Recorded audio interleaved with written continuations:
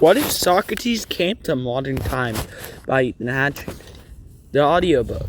Socrates is chilling in ancient Athens. It's 426 BC, and Socrates is just harassing people, asking them questions like, what is justice? What is virtue? What is life? One teen cries from all the questions he is asked. Then on the other side of Athens, Ethan comes out of his portal. He's from 2026. Now he has one thing left to do. He walks through ancient Athens. People are confused. They have never seen anyone wear such odd clothes. Then after 5 minutes, he finds Socrates. Socrates looks confused, but starts asking questions. Why do you wear an object on your head? He asks. Then Ethan runs away. Socrates is screaming questions as he chases him. Ethan runs into a dark back alley. Socrates catches up, out of breath. Then Ethan opens a portal. Socrates is stunned. Then before Socrates can ask more questions, Ethan pushes him in. Then Ethan jumps in. Socrates wakes up confused on the ground, lying down right next to Ethan. Socrates opens his eyes. He sees the massive Vancouver skyscrapers. He sees the water. He's on the seawall. Vancouver. Socrates drops to his knees. He's right next to Ethan. Ethan is smiling. His plan worked. Then Socrates screams, I have found truth! Socrates finally asks a question. He asks, where am I? Ethan says, Vancouver. Socrates is fascinated. He asks, is this a dream? Ethan says, no, it's 2026. You have time traveled 2,500 years. Socrates is absolutely stunned. Then Socrates asks how he time traveled. Ethan says, it's a secret. Socrates asks, what is a secret? Then he says, if time travel is your power, what are you without it? Ethan is so tired of this guy already. Then Socrates asks, am I staying here? Ethan says, yes, you will live with me for the rest of your days. Then Ethan pulls out his phone and says, 10-minute walk to my house, not much. Socrates is shocked. He has never seen anything like this. He says, have you captured the light gods? Ethan says, it's technology. Socrates doesn't know that word. Socrates asks 500 questions in 10 minutes. He asks, why do people ride around in metal beasts? Why do you people walk animals on leashes? You finally get to your apartment. Socrates has never seen a house like this. Then he goes inside. Socrates is fascinated. He sees the TV. He says, what is this? Ethan says, you can watch stuff on here. Socrates demands a demonstration. Ethan turns it on.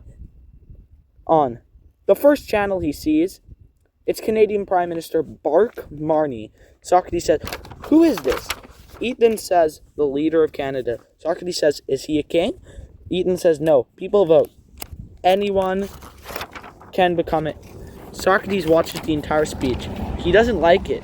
He says, this guy sucks. He has no aura. Socrates declares, I will run for Prime Minister. Ethan laughs. Socrates doesn't. Ethan tries to get the PM thing off Socrates' mind, but he keeps asking questions. Ethan takes Socrates to McDonald's to get the idea off his mind. Socrates gets into McDonald's. He has never seen food that looks like this. Socrates asks what type of food this is. Ethan says fast food. Socrates says, if this is fast food, then what is slow food? Socrates sees chicken McNuggets. He doesn't know what a McNugget is, but he likes chicken, so he orders it. While waiting for food, some little kid screams, Mom, it's Socrates! Socrates is about to say something, but Ethan stops him. Socrates says, why? Ethan forgot to tell Socrates people know who he is. You search him up on his Wikipedia page. He sees his entire life story. He is confused. He asks, how did they know? Ethan says, people like Plato wrote about you. He is confused. He says, how they find my boy Plato? Ethan says, we found it. Then you see on his page, it doesn't say he died 399 BC. It says he went missing in 426 BC, never to be found. Ethan forgot that time travel changes the timeline. Socrates is mad and gets even more mad when he finds out that after he died, Plato rizzed up his wife. Socrates has a crash out in McDonald's. He is filled with rage, throws a chair, and screams. They get kicked out and have to eat in the parking lot. Socrates has never seen anything like a McNugget. He is confused and calls it fake food until he takes a bite. He loves it. He's officially a Big Mac. Unfortunately, the running for Prime Minister idea has not gone away. He is still asking questions about it. While Ethan and Socrates are crossing Canby Street, Socrates overwhelms himself with thoughts. He drops to the ground, frozen, thinking. Ethan tries to get him to move out of the way, but he doesn't move. Ethan is in shock as cars honk at Socrates as he sits in the middle of the road. Socrates finally stops thinking and gets out of the way. Ethan is furious at Socrates. Ethan tells Socrates, "You broke the law." He asks what a law is. Ethan and Socrates walk home. Ethan shows Socrates his bedroom. Ethan tells Socrates that he will see him in the morning. While Ethan is asleep, Socrates wakes up at 3:33 a.m. and gets on Ethan's computer. He somehow figures out how to run for prime minister and also forms the Socrates Party. Socrates wakes Ethan up at 4:44 a.m. He says, "I am running for prime minister." Socrates, "What did you do?" Ethan screams. Ethan comes out to the living room and sees on his computer screen, "Congrats, you are running for prime minister as the Socrates Party." Ethan screams, "What, are you crazy?" Ethan turns on the early morning news. The TV says, "Breaking news, CBC, and we are getting reports that Socrates is running for prime minister as the Socrates Party. We have now confirmed that Socrates is in Canada, and we are sending a helicopter around his reported location." Through the 4:50 a.m. darkness, a helicopter appears and starts circling. It then lands. Socrates runs out for an interview. Ethan tries to stop him, but he gets out. Socrates' interview does not go well. He asks more questions than the reporter. The reporter rage quits after 5 minutes. Socrates wants a ride in the magical sky god. He has never seen a helicopter before. The CBC crew kicks him out of the helicopter. Socrates and Ethan go back to sleep. They wake up at 8 a.m. Socrates sees the paparazzi outside. He's famous. Socrates asks, "If taking photos is your power, what are you without it?" Socrates spends his time making a YouTube channel for his campaign. He makes his first campaign video. It's 30 minutes long. He is just asking questions. Ethan tells Socrates to stop, but he doesn't listen.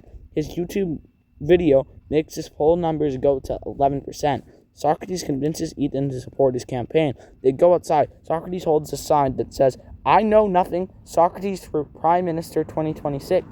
The video of him standing with the sign goes viral. His poll numbers skyrocket to 42%. Ethan decides to let Socrates do a live stream. 100,000 viewers watch him ask questions for 3 hours. At the end of the live stream, chat spams nitty-gritty.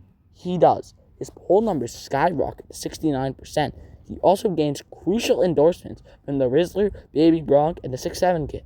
Socrates was some bum from ancient Athens at 3:33 a.m. Now he's polling at 69%. Ethan, for the first time, is proud of Socrates. It's almost too good to be true. Socrates doesn't understand how hard it is to become prime minister. He calls what he did today easy. Ethan and Socrates go to bed. Next day, Socrates and Ethan wake up to the sound of the paparazzi. Ethan decides to take Socrates to Walmart for breakfast. They decide to take a car. Socrates asks if it is alive. They get to Walmart. Ethan tells Socrates to find something he likes. Socrates sees a PlayStation 5. He's fascinated. He asks what it is. Ethan says you can play games. Socrates says he wants a demonstration. Ethan says it costs too much. Socrates asks what is it cost. Then out of nowhere, Socrates grabs the PlayStation and runs. Ethan screams, "What are you doing?" Socrates runs past the doors. The alarm blares. The manager named Karen is furious and calls the cops.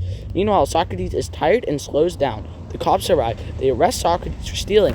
Socrates says, "I didn't steal it. I just questioned its ownership." The cops freeze, kind of agreeing with him. Then Socrates says, "If being a police officer is your power, what are you without it?" The cops arrest him anyways, and Ethan too for helping the crime. Socrates and Ethan ride in a police car. Ethan is pissed. Then Socrates asks if freedom can be removed. Was it ever truly possessed?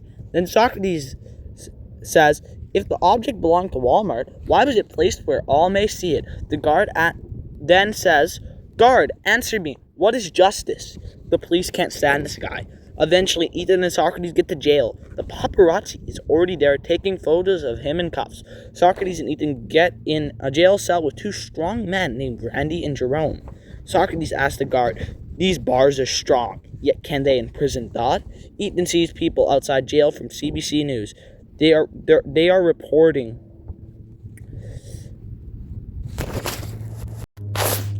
Ethan knows Socrates' prime minister bid is done for.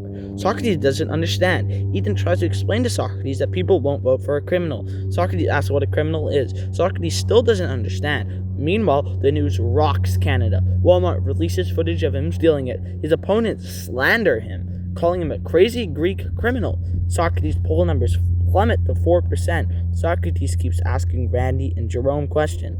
What is that tattoo? Randy and Jerome are mad. Ethan tries to stop him. Then Socrates asks, if muscles are your power, what are you without it? Randy shouts, shut up! Then Socrates asks what shutting up means. Both of them crash out and jump on Socrates, punching him many times. The guards see the fight and stop them. Socrates asks, is this justice? As the guards take Randy and Jerome to solitary confinement. Socrates and Ethan now have the cell to themselves. Socrates keeps asking questions. Then the guard comes and tells Ethan and Socrates, your court date is tomorrow, 11 a.m. Socrates asks what court is. The guard ignores him. Then asks if they will be hiring a lawyer or use a public defender. Socrates says, I don't need a lawyer, I will be my own lawyer. The guard asks if he is sure. Socrates says yes. The guard leaves. Ethan says, are you insane? You will be cooked. Socrates says, I know a trick from ancient Greece. It's morning. Ethan and Socrates wake up in jail. The guard knocks. He says, it's time for your ride to court. They walk down to the car. Short ride. They arrive at the court. The officer tells them, your case is important to us. Please wait in the waiting room. Socrates asks if importance can be measured. Eventually, the officer tells the two, court is starting. Socrates walks in wearing a Greek toga. The jury stares on. Ethan takes a seat. Socrates stands in the middle of the aisle, not moving, thinking. The guard tells Socrates, please sit down, court is starting. Socrates asks what sitting down means. The judge crashes out and screams, order in the court. Slams his gavel and screams, sit down now! Socrates sits down and then says, if your gavel is your power. Ethan stops him and covers his mouth. The judge says, court is in session. Judge says, Mr. Socrates, you are charged with theft of a PlayStation 5. You are facing 6 to 9 years in federal prison. Do you plead guilty or not guilty? Socrates asks what pleading means. The judge says, do you think you are guilty or not guilty? Socrates stands, finger in the air, and screams, I am not guilty. Noted, Mr. Socrates. Now, Mr. Hatchard, you are charged with assisting theft of a PlayStation 5. You are facing 6 to 9 months in federal prison. Do you plead guilty or not guilty? Ethan says, not guilty. Noted, Mr. Hatchard. The judge said. Now, judge says, Mr. Hardman, the honorable lawyer for Walmart, begin. Mr. Hardman goes, this crazy, out-of-touch Greek man came into Mrs. Karen's store. Socrates is being disruptive and making Mrs. Karen's customers uncomfortable. Socrates interrupts, what is uncomfort? Judge slams his gavel. Order in the court. Mr. Hardman goes on. Then all of a sudden, Mr. Socrates grabbed the PS5 and ran out the door. Now let me show CCTV footage. Mr. Hardman now shows a video of Socrates running out. It's clear. The judge now says, Mr. Socrates' defense. First, Socrates asks, what is theft? Before the judge can answer, Socrates then asks, then we must first define justice. Must we not? Judge says, we are here to determine guilt, not justice. Socrates screams, the court's job is to deliver justice, correct? Judge says, yes, Mr. Socrates. Socrates asks, then why won't you answer my question? Then Socrates asks, Mr. Hardman, you say the object belongs to Walmart. But then what is Walmart? Is it a name, a building, a company, a collection of people? Then Socrates says, I did not steal it. I just questioned its ownership. Then the witness, manager Karen, comes. She says, I saw him run out of the door stealing it. Then Socrates asks, Karen, did you see me take it or hold it? Karen says she saw him hold it. Socrates says, is holding the same as stealing? Have you never held something that is not yours? The courtroom gasps. Then Socrates says, is desiring an object a crime? The judge slams his gavel. I declare Mr. Socrates and Mr. Hatchard not guilty. Ethan is flabbergasted. Karen starts screaming at the judge. The decision is final. The news travels across the country. Socrates' court edits are all over YouTube. People love Socrates again. His poll numbers skyrocket to 30%. The election is in 5 days. Socrates' signs are all over the country. Socrates gets invited to the Prime Minister debate in Ottawa. Socrates is hyped. He is ready to harass the other candidates with questions. Then you tell Socrates you'll have to fly on a metal beast/plane to get there. Socrates is a little scared but has to ask questions about the plane. Ethan and Socrates get to the airport. Socrates is amazed. Socrates and Ethan check in. The Air Canada agent asks Socrates where he is flying. Socrates says, "I am flying to Truth." The agent looks confused. Ethan says, "Ottawa." "Okay," the agent says. "Any checked bags?" Socrates says, "What is a checked bag?" The agent explains. Socrates says, "No, I don't want it." Then the agent prints their boarding passes. Socrates asks, "If the printer is your power, what do you without it?" Ethan and Socrates walk toward security. Socrates asks what security is. Ethan says to stop people from bringing bad things and weapons on the plane. Socrates asks if it can stop thought. They get to the line. It's 1 hour long. Socrates says, "Tell me, what is this gathering?" Ethan says it's a line and it's an hour long. Socrates says, "Tell me, what is an hour?" Ethan and Socrates finally get through the line. The security guard screams, "Shoes off, everything off." Socrates asks, "If being a security guard is your power, what are you without it?" The guard screams, "Everything off, in the bin!" Socrates says, "If you insist." He starts to take off his pants and clothes. The guard says, "Stop! What are you doing?" Socrates says, "You said take everything off." The guard takes off his shoes and jacket and throws his bag in the bin. Socrates asks, "Is this justice?" The guard ignores him and says, "Through the metal detector." Socrates walks through. He's all good. He grabs his bag and they're off to the gate. Ethan says our gate is B14. Socrates says, "B14? What is B14? What is B? A place? A symbol?" Ethan says it's the place where our plane is. Socrates and Ethan get to B14. Socrates goes up to a random man and says, "Tell me, why do you trust this B14? He says, "Because that's the gate." Socrates says, so you believe without questioning. Fascinating. Socrates looks out the window. He sees a massive Air Canada Boeing 787. Socrates says, "So this is the flying machine you were talking about." Socrates says, "It's larger than I expected." Socrates says, "It carries hundreds of people, but tell me, does it carry their wisdom?" Ethan and Socrates sit down. The announcement goes, "Flight AC 6969 to Ottawa is now boarding Group 1. Ethan says, "We are Group 8. "Not yet." Socrates asks, "What is a group?" Ethan explains that different people board the plane at different times. Socrates says, "By what logic am I not in Group 1? Am I less worthy of flight?" Socrates sees Group 1 boarding. He says they walk on with confidence. Is it courage or ignorance?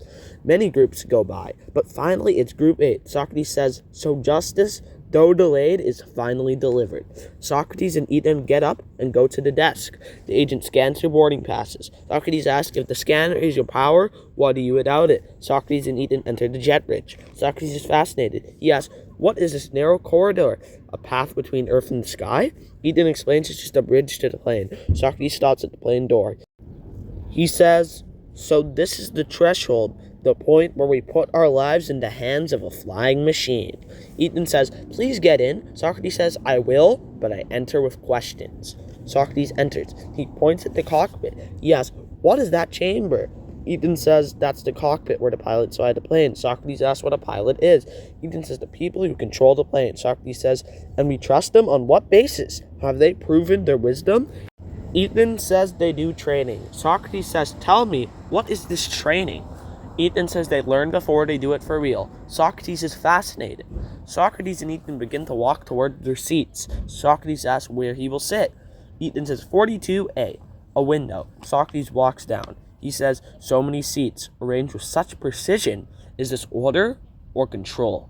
Socrates is confused. He sees the window. "You say, I will sit here and observe the world from above?" The plane starts moving towards the runway. Socrates touches the window. The barrier is thin, yet it separates us from the sky. Ethan says, "You good, Socrates?" Socrates says, "I'm about to test whether man belongs above the clouds." The plane engines roar. The plane starts moving fast down the runway. Socrates screams. Then the plane lifts off. Socrates is shocked as the world drifts away. Socrates spends the entire 5-hour flight looking out the window and asking questions. Then an announcement. "We are now preparing for landing in Ottawa. Please buckle your seatbelts." Socrates asks, "How does this metal beast land?" Ethan explains it will slow down and carefully approach the airport. Socrates asks, "How will the plane stop?" Ethan explains brakes. Socrates didn't know that word. Ethan explains how brakes work. He also explains that the wings will open to create drag. Socrates is fascinated. He asks if the brakes are the plane's power, what is it without it? Socrates watches out the window as the plane goes through the clouds. He can see the ground again. The plane gets lower and lower. Socrates keeps asking questions like, why are the wings moving? Then an announcement. Flight attendants, prepare for landing. Socrates asks if you will ever be truly prepared. Socrates goes quiet as the plane goes down. And boom, touches down on the runway. It slows down. Socrates is impressed. Ethan and Socrates get off the plane. Socrates sees a sign which says, "Welcome to Ottawa." Socrates says, "Tell me, what is it to be truly welcome?" As Socrates steps out of the terminal, a massive group of Socrates fans comes out. They are holding elect Socrates signs and chanting, "Socrates, Socrates, Socrates." Socrates smiles. Socrates is fascinated. He enjoys the crowd. Ethan and Socrates get a limo to the debate in downtown Ottawa. It's 8 p.m. The entire country is watching as Socrates walks out to the debate stage. Socrates walks out to a big cheering crowd. He waves. He has two opponents, Mark Marnie of the Liberal Party and Beer Baliev of the Conservatives. The moderator says, "Welcome, Mr. Socrates. Welcome, Mr. Baliev. Welcome, Mr. Marnie." First question, how will you improve the economy? Beer Baliev responds first, "Cut taxes, support businesses, and put Canada first." Socrates asks, "What is economy?" Socrates then says, "Is it money, trade, or the well-being of the people?" Mark Marnie says, "Growth and prosperity." Socrates says, "And what is growth? If wealth increases but suffering remains, has anything improved?" Moderator says, "Let's move on. What should Canadians know about you?" Beer Baliev says, "They should know that I have a strong Canada First plan." Socrates asks, what is a strong plan? One that sounds convincing or one that is true? Marnie now answers, "I believe in unity and progress." Socrates asks, what is unity? Agreement or the absence of disagreement? Marnie, getting annoyed, says, "We bring people together." Socrates says, "Do you bring people together or do they simply follow you?" The moderator asks, "Mr. Socrates, what would you do as Prime Minister?" Socrates says, "I know nothing. I do not claim to know. That is why I ask." Beer Baliev goes, "This idiot has no plan." Socrates says, "Is it better to have a bad plan or admit ignorance?" Socrates goes, "You need labels like liberal or conservative. I go directed to Socrates' party." Then the moderator says, "You may now ask the other candidate a question." Beer Baliev goes, "Socrates is a criminal. He stole a PlayStation 5 from Walmart and paid the judge. You're a crazy, radical Greek criminal." Socrates says, "So I'm accused of stealing this device called the PlayStation 5. Tell me, what is this thing I've stolen?" Beer Baliev says, "A gaming console." Socrates says, "I did not steal it. I simply questioned its ownership." The crowd cheers. Marnie says, "The country will fall apart without a plan." Socrates says, "What does a country falling apart mean? What does that mean?" Marnie says, "The country will be in chaos with no plan." Socrates says, "Do you know chaos will happen, or do you just fear it? Is fear the same as knowledge?" Marnie boils over and yells, "You can't lead a country with no plan." Socrates says, "If anger is your power, what are you without it?" Marnie screams out of anger, "You should go back to Greece." The crowd gasps. Marnie is officially cancelled. Socrates asks, "What does going back truly mean?" The moderator interrupts, "Order, gentlemen. Next question will be, what is your foreign policy?" Beer Baliev says, "Canada first." The moderator says, "More details, please." Marnie says, "We need to be peaceful leaders fighting for good on the world stage." Socrates says, "What does peace truly mean?" Marnie says, "No war, no violence." Socrates says, "So peace is merely absence of conflict?" Marnie says, "Yes, Mr. Socrates." Socrates says, "If a nation is silent, but its people suffer, is that peace?" The crowd quiets. Socrates says, "If injustice exists without violence, do you still call it peace? If people are oppressed but no war is fought, is that peace?" The crowd erupts into applause. Marnie is speechless. Beer Baliev jumps in. He says, "Oh, here we go again. This is exactly the problem. You ask 100 questions and solve nothing. This is just woke philosophy by a radical, crazy Greek man." A few conservatives clap. Socrates asks, "What is woke?" Beer Baliev says, "You know what I'm talking about." Socrates says, you use the word but cannot define it. Fascinating. The moderator cuts in. He says, Mr. Baliev, what is your foreign policy? Mir Baliev says, we will strengthen our Canada, help our allies, and crush our enemies. Socrates asks, what is an ally? Mir Baliev says, a nation that supports us. And what is support? Socrates asks. Mir Baliev says, it means we work together. Mir Baliev adds on, under Socrates we will be weak. Under me, we will be strong on the world stage. Socrates asks, what is strength? Mir Baliev says, power, standing up for ourselves. Socrates says, is strength the ability to act or the wisdom to know when not to? Socrates goes on, if a nation uses force without understanding, is that strength or recklessness? Mir Baliev goes, we won't be pushed around! Socrates goes, so strength is resistance, and if both nations resist, what does it lead to? Mir Baliev says conflict. Socrates says, so strength as you define it leads to conflict? The crowd cheers. The moderator says, final question, why should Canadians trust you? First, Mr. Marnie. Marnie says, because I have experienced a strong plan and a vision for the future. I will lead with integrity and bring people together. Socrates says, you ask for trust. What is trust? Marnie says, belief in someone's leadership. Socrates says, is belief based on trust or on persuasion? Marnie is speechless. The moderator says, Mr. Baliev, why should Canadians trust you? Mir Baliev says, because I will deliver results, I will make the country stronger, safer, and more prosperous. Unlike my opponents, I say what I mean and I get things done. Socrates says, you say you deliver results. What is a result? Is it any outcome or a good one? Mir Baliev says, a good one. Socrates says, what makes it good? For whom is it good? Socrates goes on, you say you are honest. Is saying what you mean the same as saying what is true? Mir Baliev says, yes. Socrates says, have you ever believed something and then later found it to be false? Mir Baliev pauses. Socrates then says, then honesty alone does not guarantee truth.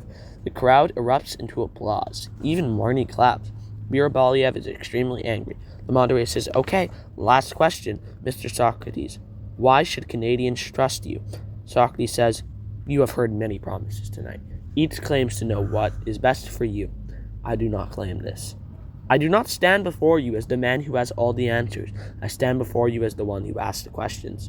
For I have found that those who claim to know everything often understand the least. So why should you trust me? You should not. Not without questioning me. Not without examining what I say. If you must trust someone, trust the one who invites your doubt, not the one who demands your belief. The crowd goes crazy. The debate is over. Socrates just won the debate. He dominated it by answering 0 questions and asking hundreds. Socrates gets a standing ovation. Ethan meets Socrates in the parking lot. He's never been so proud. Socrates and Ethan Uber to the airport and take the night flight back to Vancouver.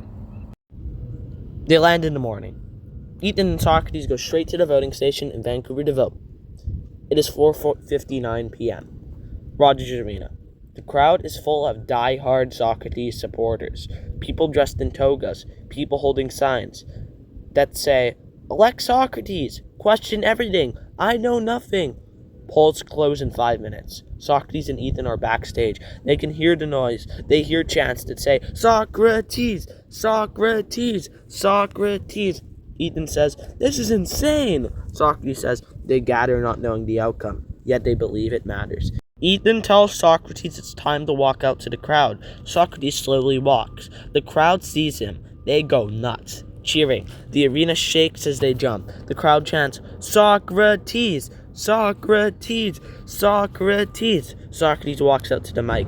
Behind him, a massive screen showing CBC News election results. A countdown to when polls close. The countdown reads 2 minutes. Socrates doesn't waver talk. He just looks at the crowd, trying to take it in. The noise is crazy. He leans towards the mic and says, so I'm told this night will decide whether I am chosen. The crowd cheers. But tell me, when you choose something, do you choose what is true or what is persuasive? The clock hits 30 seconds. A visual appears.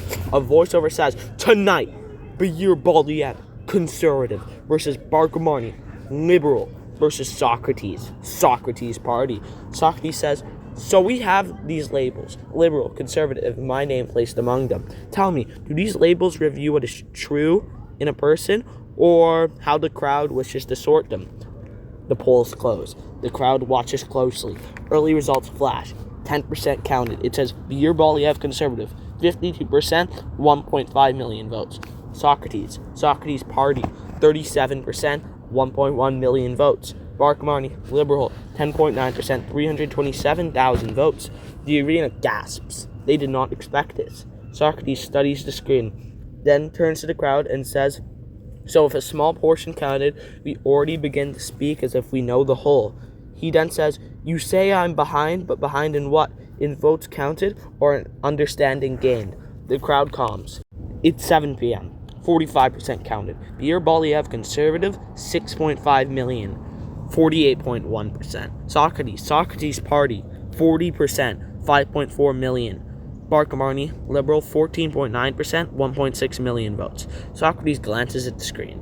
He says, "So early we were told the result was clear. Now we are told it is closer. Tell me, at what point do numbers become knowledge rather than a suggestion?" It's 9:30 p.m. The results are even closer now. 78% counted. Beer Baliev, conservative, 47.5%, 11.4 million votes. Socrates party, 44.5%, 10.7 million votes. Bark-Marnie, liberal, 2 million votes, 8%. The arena is tense and quiet. People are nervous. Socrates says, "Earlier I was far behind. Now I am nearer. Tell me, has anything about what is true changed, or only how you feel about the numbers?" It's midnight, 12 a.m. The arena is tired. The results are neck and neck. Beer Baliev, conservative, 14.175 million votes at 47.25%. Socrates party, 14.025 million votes at 46.75%. Bark-Marnie, liberal, 2.4 million, 8%.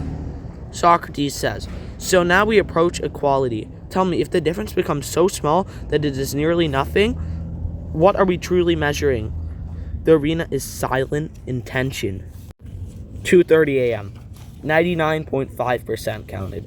Beer Baliev conservative, 47.18% at 14,418,500 votes. Socrates party, 47.17% at 14,417,500 votes. Bark-Marnie, liberal, 7.65% at 2.6 million votes.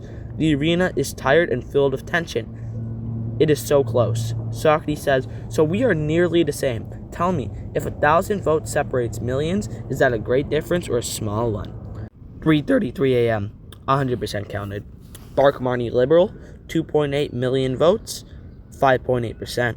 Beer Baliev, conservative, 14,421,012 votes, 47.185%. Socrates party, 14,421,013 votes, 47.186%. Against all odds, Socrates is elected prime minister by one vote. A man from ancient Greece is elected PM by answering 0 questions and asking 1,000,000. The end. Thanks for watching, guys, or more listening. Make sure to like, comment, and subscribe. I hope you enjoyed this Socrates story. Peace out. Bye. I hope Socrates would be the best prime minister. He's goated.